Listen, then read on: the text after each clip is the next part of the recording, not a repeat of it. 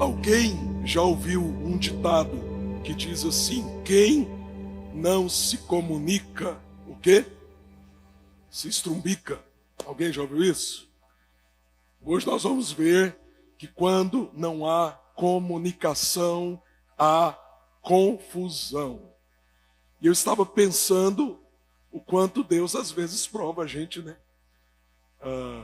Eu aqui hoje falando sobre quando não há comunicação, há confusão, e tendo que falar assim, com muita dificuldade. Olha que ilustração maravilhosa, não é? Olha que ilustração maravilhosa. Com muita dificuldade, quase sem voz. Se a minha voz acabar e não haver comunicação, fica tranquilo, não vai ter confusão. Nós vamos ter oração. Amém? Amém. Até que me entenderam, irmãos? Posso ouvir um amém? Hoje ninguém vai dormir, todo mundo assim, né? Tentando entender o que o pastor vai pregar. Vamos para a palavra de Deus, Gênesis capítulo 11. Gênesis capítulo 11. Tantas bênçãos do Senhor, não é verdade, irmãos? Pastor Jair com Maria Ângela ali com a gente, que alegria. Sempre é um prazer tão grande. O coração da gente se enche de gratidão ao Senhor. Tantos irmãos, alguns já voltando de férias. E para aqueles que não estavam domingo passado, nem hoje pela manhã, nós estamos agora à noite terminando uma série de sermões intitulado, né, um título comum, O Mal Não Vencerá. Os capítulos que nós estamos trabalhando, esses temas, ou esse tema, é do capítulo 4 de Gênesis ao capítulo 11. Hoje pela manhã, no sermão da manhã, nós vimos aquele complexo texto que introduz a questão do dilúvio, a questão da Arca de Noé. Se você perdeu, pela manhã, vai lá no YouTube e assiste o sermão do período da manhã.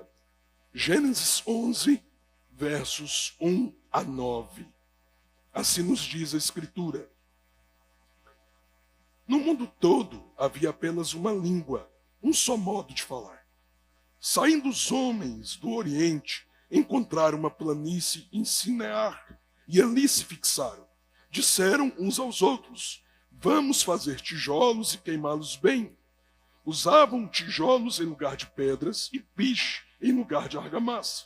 Depois disseram: vamos construir uma cidade como uma torre que alcance os céus. Assim, nosso nome será famoso e não seremos espalhados pela face da terra. O Senhor desceu para ver a cidade e a torre que os homens estavam construindo. E disse o Senhor: eles são um só povo e falam uma só língua. E começaram a construir isso. Em breve, nada poderá impedir o que planejam fazer. Venham, desçamos. Interessante, né? Está no plural. Por quê? É uma das referências do Velho Testamento à Trindade. Tá bom, pessoal? Venham, desçamos e confundamos a língua que falam, para que não entendam mais uns aos outros. Assim o Senhor os dispersou dali por toda a terra e pararam de construir a cidade. Por isso foi chamada Babel. Babel. Tem um detalhe importante aqui que nós vamos ver. Porque ali o Senhor confundiu a língua de todo o mundo. Dali o Senhor os espalhou por toda a terra. Há uma coisa muito comum aos filmes de terror em especial. Geralmente, eles apresentam o mal de um modo terrível, de um modo amedrontador.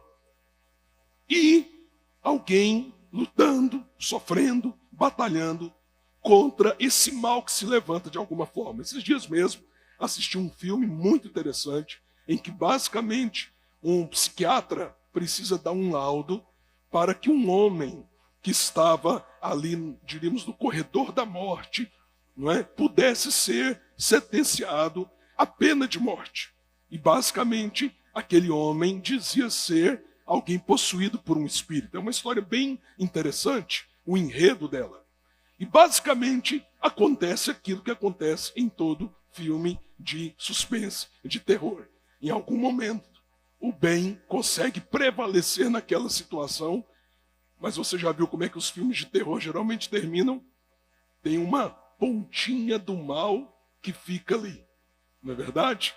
Dizendo assim, ó, beleza, você me derrotou por enquanto, mas eu estou aqui e eu vou voltar. A gente tem uma sensação parecida quando a gente lê o relato aqui da Torre de Babel.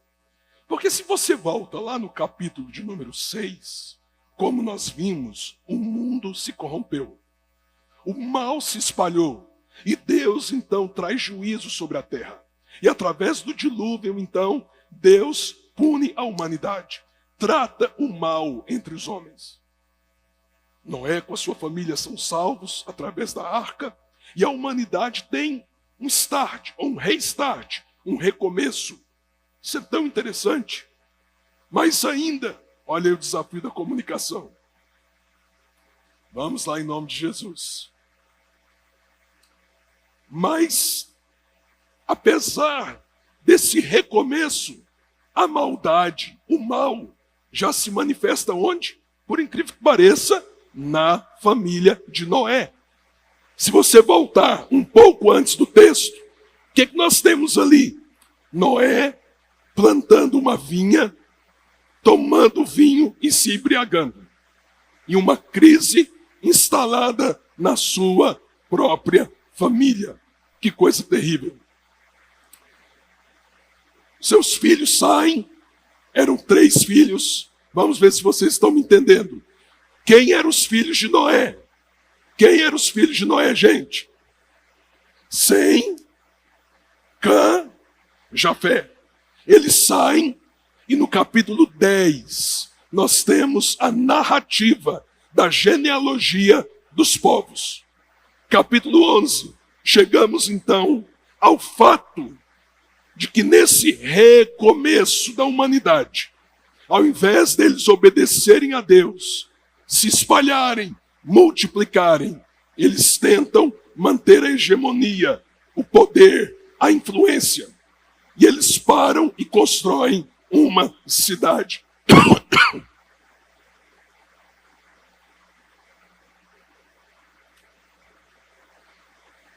Onde, basicamente, ficava esse lugar? Nas imediações do que hoje é o Iraque e o Kuwait, perto do rio Eufrates e do rio Tigre. Naquela região, aquelas pessoas, descendentes de Noé e de seus filhos, se aglutinam. E ali estabelecem um projeto, um sonho. Qual é o projeto desses homens, dessas famílias? Em contrariedade com a orientação de Deus, se agruparem, se tornarem célebres, conhecidos, famosos, e no fundo, o que a gente vê? A mesma corrupção, a mesma maldade, o mesmo coração do capítulo 6, se evidenciando aqui na Torre de Babel e no capítulo 11. O texto que nós lemos diz: no mundo todo havia apenas o que, gente? Uma língua. Você já pensou como seria o mundo hoje se todas as nações falassem a mesma língua? Pois houve um tempo que todos os seres humanos falavam uma mesma língua. E essa comunicação fez com que aquele projeto corrupto de poder, de glória pessoal, de uma falsa religião em que você tenta chegar até Deus pelo seu esforço, pelo seu empenho, fosse um projeto até então universal. Diz o texto então que Deus desce não para abençoar. Deus desce nesse momento, mais uma vez, não para salvar, mas para trazer o seu juízo sobre os homens. E como esse juízo se evidencia? Confundindo as línguas. E isso faz com que aquelas pessoas tenham que se espalhar sobre a terra. E os povos, então, como nós temos hoje, são constituídos. Talvez nós não tenhamos ideia, noção do impacto nas culturas, na história, nos aspectos sociais e antropológicos, pelo fato de Deus ter trazido o juízo desta confusão das línguas. Isso mudou os rumos de toda a história humana.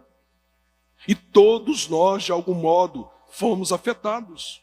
Todas as nações foram afetadas. E tudo isso tem a ver com esse projeto humano que se repete e se repete e se repete nos corações,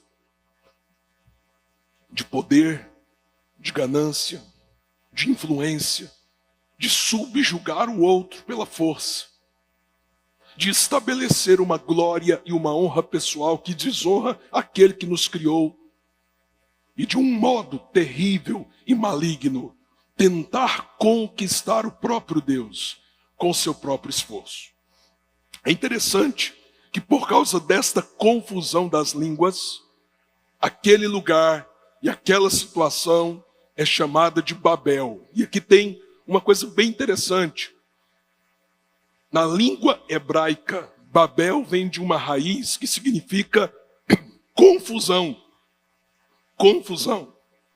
Mas, na linguagem babilônica, a mesma palavra, Babel, de onde vem Babilônia, a cidade Babilônia futura, que vai ser nessa mesma região, nesse mesmo lugar, a palavra Babel não é confusão. Na língua babilônica. Na língua babilônica, Babel é portão de Deus. Não foi exatamente o que aquele povo tentou fazer? Construir uma porta para os céus pelo esforço humano. Irmãos, isso só revela a saga que o ser humano continua vivendo. Um povo partido, uma humanidade dividida, tomada pela confusão, que nunca abandonou o projeto de poder, de autossuficiência. Toda religião, a não ser o Evangelho de Cristo, irmãos, toda religião é a tentativa de ser um portal para Deus por esforço próprio. E isso continua, e continua, e continua. Às vezes, ao olhar para a humanidade e para toda a história que nos é narrada, essa coisa de que o mal se reinventa, o mal sempre reaparece. Parece que no fundo, o mal retorna. E sempre quando ele retorna, ele vem com muita força, com muito poder. Parece ecoar como a realidade. Mas o mal vencerá. O mal dará a última cartada. O mal prevalecerá. É por isso que você precisa entender como a história continua. O mal que se manifestou na queda se tornou tão intenso em Caim, se proliferou ali antes do dilúvio, e que agora se manifesta aqui na Torre de Babel. Este mal que continua agindo na história, na presente geração. Deus está tratando com ele. E a última palavra não será resultado daquilo que é maligno, mas sim do Deus que é justo, fiel, bondoso e verdadeiro. Quando nós olhamos para Babel, Babel é o antagonismo, literalmente o antagonismo de um outro grande evento importante que acontece na história da humanidade, que está lá em Atos capítulo 2. Mas antes da gente chegar em Atos capítulo 2, Deus faz uma promessa em Sofonias 3:9. Eu não sei se o pessoal consegue projetar para a gente aí. Mas lá em Sofonias 3:9, olha o que Deus promete. Então, purificarei os lábios dos povos, para que todos eles invoquem o nome do Senhor e sirvam de comum acordo. Vou repetir para você. Olha a profecia que nós temos em Sofonias 3:9. Então, purificarei os lábios dos povos, para que todos eles invoquem o nome do Senhor e o sirvam de comum acordo. Deus faz uma promessa. O juízo, a punição, o castigo derramado em Babel, um dia ele será revertido. E os povos falarão uma mesma linguagem. Toda a confusão de Babel um dia será removida. E os povos servirão de comum acordo ao Senhor. Nós temos sinais de que essa profecia se cumpriu ou ainda está para se cumprir. Como eu disse, aquilo que se cumpre em Atos capítulo 2 é justamente o oposto daquilo que acontece em Gênesis 11. Vamos lá em Atos 2, abre a sua Bíblia e vamos olhar e relembrar o que Deus fez. É necessário nos recordarmos que Jesus havia prometido que derramaria o Espírito Santo sobre a igreja. Jesus ressuscita e durante um tempo ele anda entre a Páscoa e a festa de Pentecostes. Durante um tempo ele anda entre os seus discípulos e ele diz: esperem na cidade até vocês serem revestidos do alto. Atos 2 é o cumprimento da promessa. Veja o que diz. Alexandre, vem aqui, por favor. Vamos ler Atos 2, do verso 1 ao verso de número 13. Abra a sua Bíblia. Atos 2, verso 1 ao verso 13. Chegando o dia de Pentecoste, estavam todos reunidos num só lugar. De repente veio do céu um som como de um vento muito forte e encheu toda a casa na qual estavam assentados. E viram o que parecia línguas de fogo que se separaram e pousaram sobre a cabeça de cada um deles. Todos ficaram cheios do Espírito Santo e começaram a falar noutras línguas conforme o Espírito os capacitava. Havia em Jerusalém judeus devotos a Deus, vindo de todas as nações do mundo. Ouvindo-se o som, ajuntou-se uma multidão que ficou perplexa, pois cada um os ouvia falar em sua própria língua. Atônitos e maravilhados, eles perguntavam: acaso não são galileus todos esses homens que estão falando? Então, como os ouvimos cada um de nós em nossa própria língua materna? Partos, medos e elamitas, habitantes da Mesopotâmia, Judéia e Capadócia, do Ponto e da província da Ásia, Frígia e Panfilha, Egito e de todas as partes da Líbia próximas a Cirene, visitantes vindos de Roma, tanto judeus como convertidos ao judaísmo, cretenses e árabes. Nós os ouvimos declarar as maravilhas de Deus em nossa própria língua. Atônitos e perplexos, todos perguntavam uns aos outros: que significa isso? Alguns, todavia, zombaram deles e diziam: eles beberam vinho demais. Olha que coisa tremenda. Olha que coisa tremenda. Babel significa o quê? Babel, confusão. Ali o Senhor confundiu o entendimento. O Senhor desce e confunde o entendimento, gerando as línguas. Mas aqui, quando o Espírito Santo desce, o que ele faz?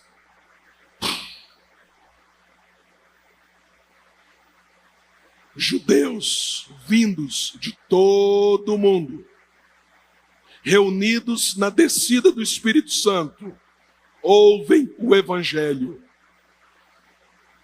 e entendem o Evangelho na língua que eles entendiam de cada povo. Não obstante eles não falarem aramaico. Há muitas pessoas que entendem de maneira errônea Atos 2, como se o texto nos falasse de línguas estranhas. Não eram línguas estranhas, eram as línguas dos povos. E Sofonias 3 se cumprindo na vida do povo de Deus. Aquilo que era uma confusão de línguas, agora, pela graça do Senhor, há compreensão, há entendimento.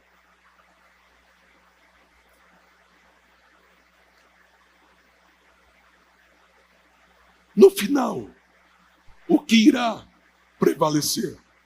O mal? a confusão. Nós estamos vendo aqui um Deus que traz juízo, mas é o Deus que traz salvação. Um Deus que confunde as línguas, mas um Deus que agora atrai os povos para alcançá-los com a mensagem do Evangelho.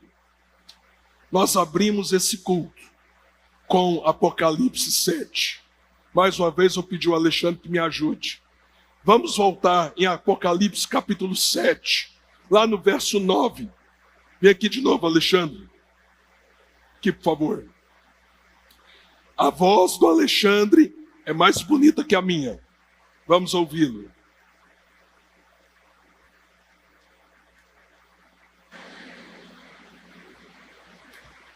Por favor, novamente, a partir deste verso.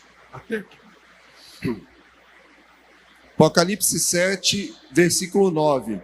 Depois disso olhei, e diante de mim estava uma grande multidão que ninguém podia contar, de todas as nações, tribos, povos e línguas, em pé diante do trono e do Cordeiro, com vestes brancas e segurando palmas. E clamavam em alta voz: a salvação pertence a nosso Deus, que se assenta no trono, e ao Cordeiro. Todos os anjos estavam em pé ao redor do trono, dos anciãos e dos 4 seres viventes. Eles se prostraram com o rosto em terra diante do trono e adoraram a Deus, dizendo: Amém, louvor e glória, sabedoria, ações de graças, honra, poder e força sejam ao nosso Deus para todo sempre. Amém. Então um dos anciãos me perguntou: quem são estes que estão vestidos de branco e de onde vieram? Respondi: Senhor, tu sabes. E ele disse: estes são os que vieram da grande tribulação e lavaram as suas vestes e as alvejaram no sangue do Cordeiro. Por isso, eles estão diante do trono de Deus e o servem dia e noite em seu santuário. E aquele que está sentado no trono estenderá sobre eles o seu tabernáculo. Nunca mais terão fome, nunca mais terão sede. Não os afligirá o sol, nem qualquer calor abrasador, pois o Cordeiro que está no centro do trono será o seu pastor. Ele os guiará às fontes de águas vivas, e Deus enxugará dos seus olhos toda lágrima. Aleluia, aleluia. Qual é o capítulo final da história? Qual é o capítulo final da história? De todos os povos, línguas e nações, as pessoas virão. Estarão reunidas diante do trono de Deus. Qual é o capítulo final da história? O Deus que interviu na história nos reunirá como um povo santo para toda a eternidade. Qual é o capítulo final da história? Ele enxugará dos nossos lábios, dos nossos olhos, toda lágrima. Qual é o capítulo final da história? O mal será arrancado de mim e de você, e a bondade de Deus e o Espírito de Deus estará conosco, e nós o adoraremos para sempre. Esse é o capítulo final da história. Um Deus que reúne, que agrega, que junta, que tira a confusão e que vence o mal. E por que isso é possível? Por causa do seu Filho, por causa de Jesus. Porque Ele pagou o preço para que nós sejamos um só povo, uma só nação, um dia reunidos numa só língua, em adoração e louvor ao nosso Deus. Mas, até esse dia chegar, há muita confusão. Até esse dia chegar, às vezes você perde a sua voz. Até esse dia chegar, nós lidamos com o mal, que ainda não foi plenamente arrancado. Porém, nós temos a certeza daquilo que nos aguarda. nessa noite, você pode adorar o Senhor, você pode engrandecê-lo, porque você sabe o final da história, e você está debaixo dessa graça salvadora. Nessa noite, você pode se comprometer em ser uma voz que anuncia esta salvação, este reino de Deus, no poder do Espírito Santo do Senhor. Vamos ficar em pé. Quero chamar aqui o Ministério de Louvor.